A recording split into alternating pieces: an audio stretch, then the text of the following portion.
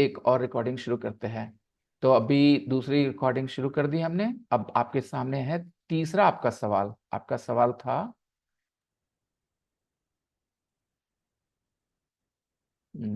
एक सेकेंड, आपका सवाल सामने आ गया है। ये तो था ही, ये तो मैंने देख लिया है।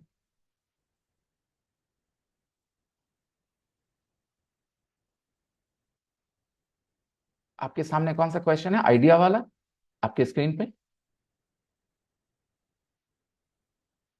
आप म्यूट पे हैं।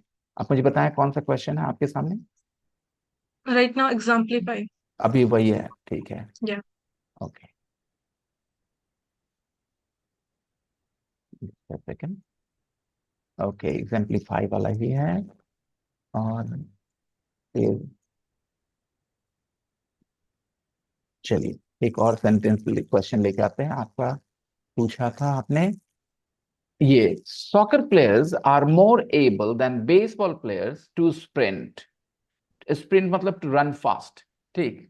To sprint means to run fast. Sprinters बोलते हैं रनर्स को कई बार, ठीक है, रन करते हैं इसलिए। स्प्रिंट एक सिनोनिम है रन का। तो आपका कहना है कि सेकंड सेंटेंस में क्या प्रॉब्लम है, वो भी तो सही लग रहा है ना? तो देखें, Yes.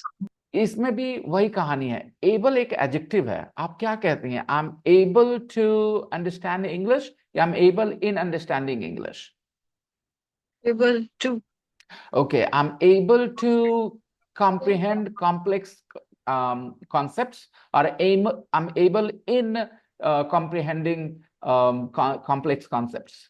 Able to do Able something. to sounds बस correct. वही है, able to do something. Soccer players are more able to sprint than baseball players. Basically ये बात लिखी है। तो आप इन स्प्रिंटिंग तो नहीं बोलना चाहेंगे यहाँ पर। But ये if we, हाँ हाँ हाँ।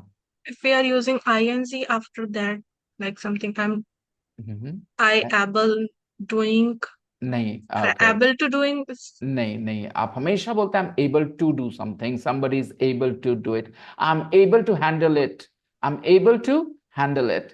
हमेशा एबल टू डू समथिंग बोलते हैं आप। और साथ ही Can't साथ we say handling? I am able to handle ही नहीं बोल सकते आप, ठीक है। आपको हमेशा बोलना होता है I am able to handle. ध्यान रखिए, इंग्लिश में दो ऑप्शंस होते हैं आपके पास। इसको हम लोग कहते हैं non finite verbs. Okay, non finite verbs कहते हैं इसको ग्रामेटिकली। जैसे आपका एक वर्ब होता है जो टेंस के हिसाब से बदलता रहता है, टेंस और सब्जेक्ट के हिसाब से। आप कहते हैं आई गो, ही गोज, राइट। तो ये वर्ब जो होते हैं टेंस के हिसाब से बदल रहे हैं और पर्सन के हिसाब से। I went, right, past tense में। लेकिन एक वर्ब होता है जो ना टेंस के हिसाब से बदलता है ना सब्जेक्ट के हिसाब से बदलता है। मैं बोल के दिखाता हूँ example. I want to watch TV. I want to watch TV. यहां पर टू वॉच पे फोकस करिए। अगर मैं आई की जगह ही बोलूं तो ही वॉन्ट्स, फिर भी टू वॉच टीवी। अगर मैं कहूं पास्ट में आई वॉन्टेड, फिर भी टू वॉच टीवी।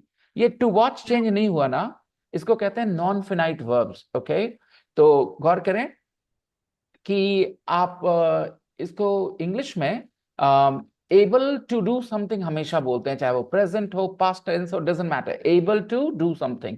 तो एबल टू डू, इस तरह से ही कोलोकेशंस आपको सीखने हैं। वैसे एबिलिटी टू डू भी होता है। तो जब आप पढ़ेंगे धीरे धीरे इन सब चीजों पे आपका फोकस जाता जाएगा, आप ध्यान देते रहेंगे और ये सब चीजें आपके दिमाग में उतरती चली जाएंगी, ठीक है। अब मैं बताऊं, ज्यादातर स्टूडेंट जो अच्छे स्टूडेंट्स होते हैं खुशी, वो आपकी तरह होते हैं। वो इंग्लिश समझते हैं, बोलते हैं, लेकिन क्या सही है क्यों सही है वो नहीं जानते। इसलिए जब एग्जाम्स की बात आती है तो उनको बड़ी मुश्किल होती है, क्योंकि वहां पर बहुत कॉन्फिडेंस की जरूरत है क्या सही है क्या सही नहीं है। अगर वो आपको ऐसे लिखने के लिए कहेंगे तो आपके पास हमेशा एडवांटेज है, क्योंकि आप शब्द लिख सकते हैं इंग्लिश में अपने कलम से। कुछ लोग ऐसे हैं कि अगर उनको आप इंग्लिश में ऐसे लिखने के लिए कहोगे तो कलम लेके बैठ जाएंगे, उनको समझ नहीं आएगा कैसे सेंटेंस फॉर्म करें। तो आपसे बहुत पीछे हैं, राइट। लेकिन बात आती है जब सही गलत डिसीजन लेने की, तो आप भी उतना ही कंफ्यूज फील कर सकती हैं कि क्या सही है क्या गलत, राइट।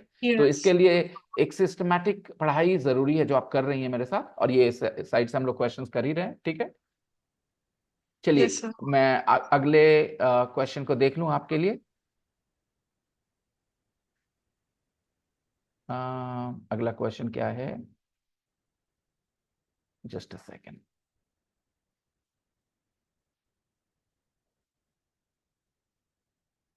एक और सवाल पूछा है आपने शायद, चेस्टाइज मैंने कर दिया, एग्जेम्पलीफाई कर दिया, एबल भी कर दिया, मैंने सारे कर दिया एक्चुअली। 4 क्वेश्चन थे आपके, मैंने चारों ही Yes. जवाब दे दिए हैं, है ना?